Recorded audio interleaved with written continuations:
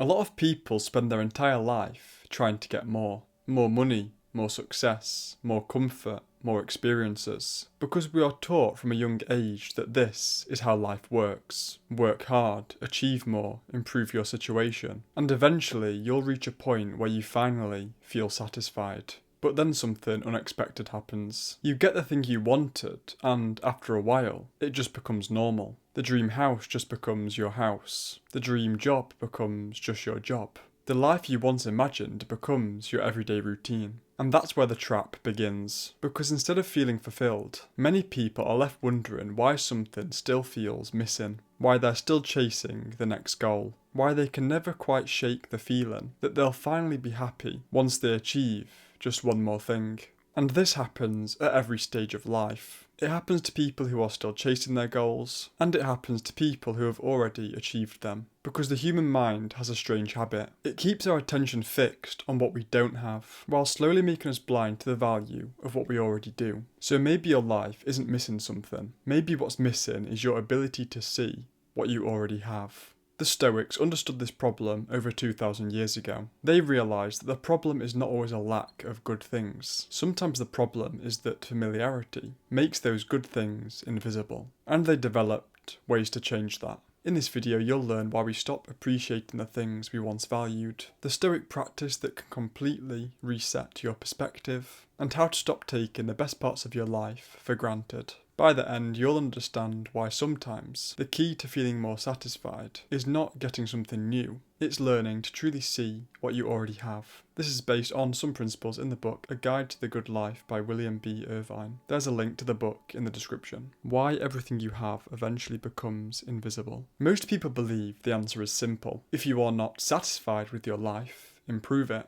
Get more money, achieve more, upgrade your lifestyle, reach the next level. And there's nothing wrong with wanting to improve your life. The problem is what happens when you start believing the next thing will finally make you feel satisfied. Because something strange happens once we get what we wanted. It starts to feel normal. The house you dreamed of owning just becomes your house. The job you worked years to get becomes just your job. The lifestyle you once imagined becomes your everyday routine. And this happens because the human mind is incredibly good at adapting. Something can feel extraordinary at first, but over time, your brain quietly accepts it as normal. The thing itself hasn't become less valuable. You've simply stopped seeing its value. A great example of this is my mum and sister visiting Switzerland. They were on a train looking out at the mountains, taking photos and videos, amazed by the views. Constantly saying things like, "Look at that," and "Whoa," and "That's beautiful." But sitting on the same train was a man on his way to work. For him, those incredible views were just his daily commute. He said seeing their excitement reminded him how beautiful the scenery really was, because he'd stopped noticing it himself. The mountains hadn't changed, his attention had. And that's exactly what happens in our own lives. People can achieve things they once dreamed about, and still wake up feeling like something is missing. They can finally reach the goal they spent years working towards, and instead of feeling fulfilled, they start wondering, is this really it? Why don't I feel the way I thought I would? Why am I already thinking about the next thing?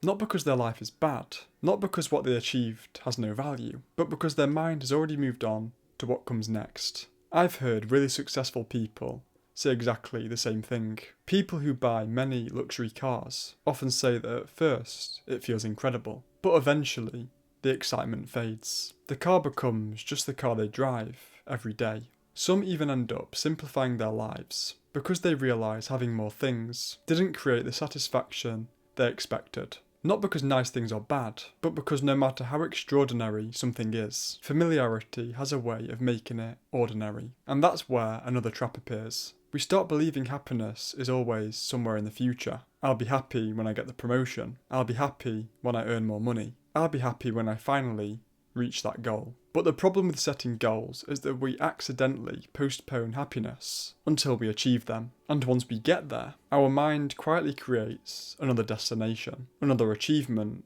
another upgrade, another reason to believe satisfaction is still just around the corner. Seneca captured this perfectly when he wrote, "It is not the man who has too little, but the man who craves more, who is poor." The problem isn't ambition. The problem is never learning to appreciate what you already have. Because if you only appreciate something while it's new, you'll spend your entire life chasing things that eventually become ordinary. But the Stoics didn't just identify this problem, they came up with a practical way to reverse it. A habit that can help you appreciate what you already have before you lose it. The Stoic practice that makes you appreciate life again. The Stoics understood something that most people only realise when it's too late. We often don't realise how valuable something is until we no longer have it. Our health, the people we love, our freedom, the simple comforts we experience every day. So instead of waiting for life to take something away before appreciating it, the Stoics practiced something called negative visualization. The idea is simple. You imagine your life without the things you currently have. Not because you want those things to disappear, not because you should spend your life expecting something bad to happen, but because it breaks the illusion that these things are guaranteed. Think about your health. Most people rarely wake up and think, I'm grateful that my body works, I'm grateful that I can walk,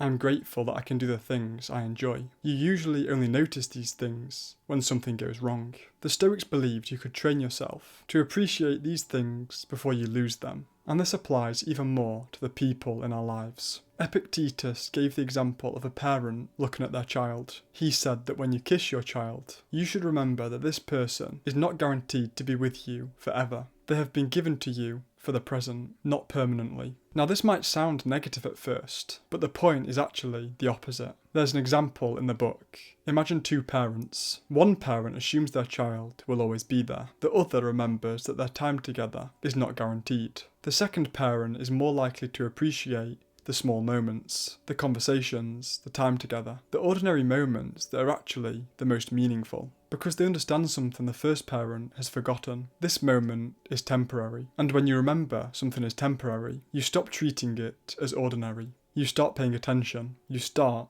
appreciating it. The Stoics believed we often make the mistake of seeing the things we love as if they are permanently ours. But Seneca reminded us that everything we have is, in a sense, on loan from fortune. Not because we should live in fear of losing everything, but because remembering that nothing is guaranteed helps us appreciate what is in front of us while we still have it. And that is the power of negative visualization. It changes the question you ask yourself. Instead of, what am I missing? You start asking, have I actually noticed what I already have? Because there are people who have very little, but are deeply grateful for what they have. And there are people who objectively have a lot, but because they no longer appreciate any of it, they feel like something is always missing. The difference is not always what they have, it is what they are able to see. As William B. Irvine explains in A Guide to the Good Life, negative visualization allows us to enjoy what we have without taking it for granted. It teaches us to want what we already have, not because we stop wanting to improve,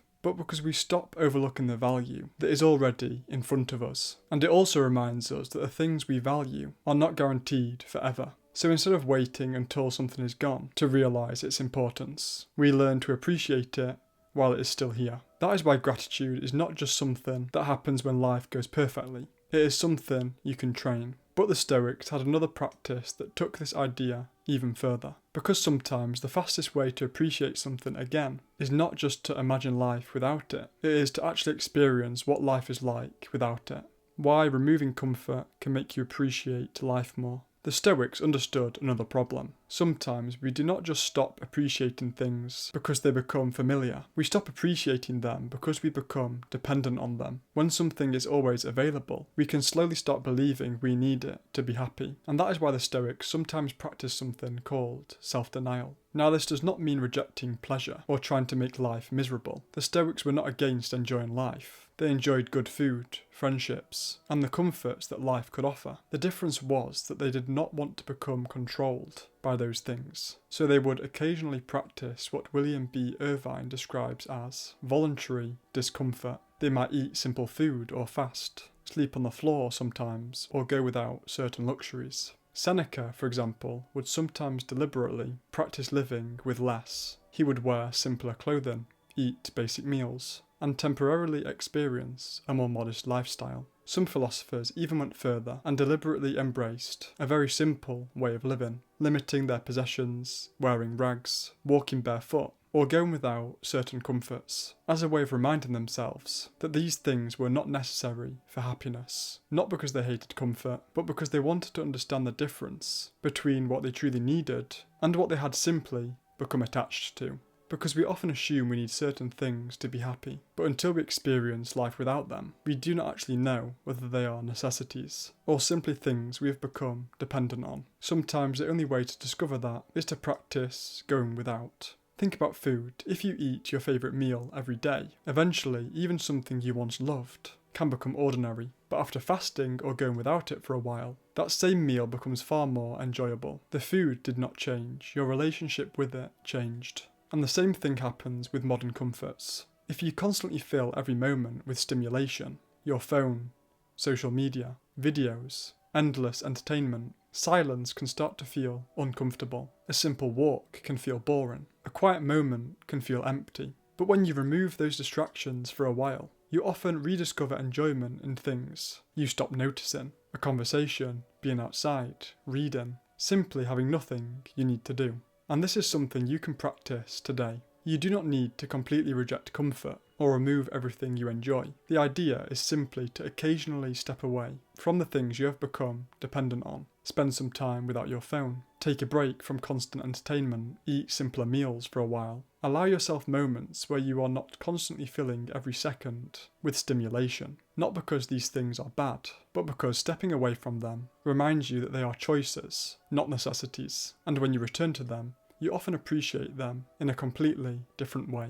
And this is why the Stoics believes temporary discomfort could actually improve your life. Because it reminds you that your comforts are actually privileges, not requirements. It creates a powerful difference between I need this to be okay and I enjoy this, but I can still be okay without it. Because if you believe you can't live without something, it controls you. But if you know you can go without it, you become free to enjoy it without depending on it. And like a muscle, your ability to resist temptation becomes stronger when you practice it. The more often you prove to yourself that you can go without something, the more control you have over your own behaviour. And this also prepares you for something else. Life will sometimes remove things from us without permission. A job can disappear, a situation can change, a possession can be lost or stolen. A comfort you assumed would always be there might not be. Someone who has never experienced going without anything can find those changes overwhelming, but someone who has trained themselves to be comfortable with less already knows, I can handle this. And that is the deeper lesson. Sometimes the best way to appreciate something is not by getting more of it.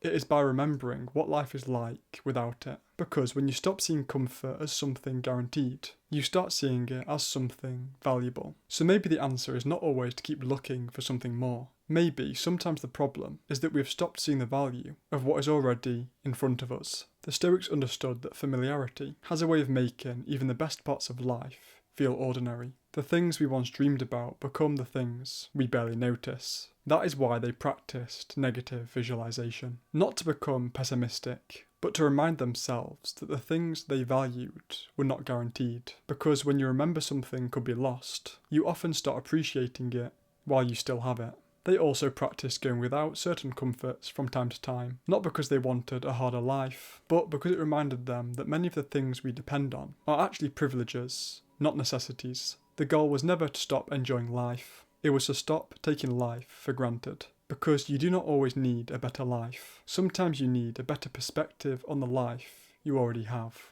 So the next time you catch yourself thinking, I'll be happy when I finally get this, pause for a moment and ask yourself, have I actually noticed everything I already have? Because sometimes the thing you are searching for is not something new. Sometimes it's a new way of seeing what was already there. I'd love to know your thoughts. What is one thing in your life that you have realised you were taking for granted? Let me know in the comments. If you learnt something new, please like and subscribe to keep learning. If you know anyone that's interested in this kind of content, please share this with them, as it really helps me out. If you want to watch any of my other videos I've made in this series, then the playlist will be on screen now. Thank you for watching and see you in the next one, and remember, stay positive even when it seems everything is against you.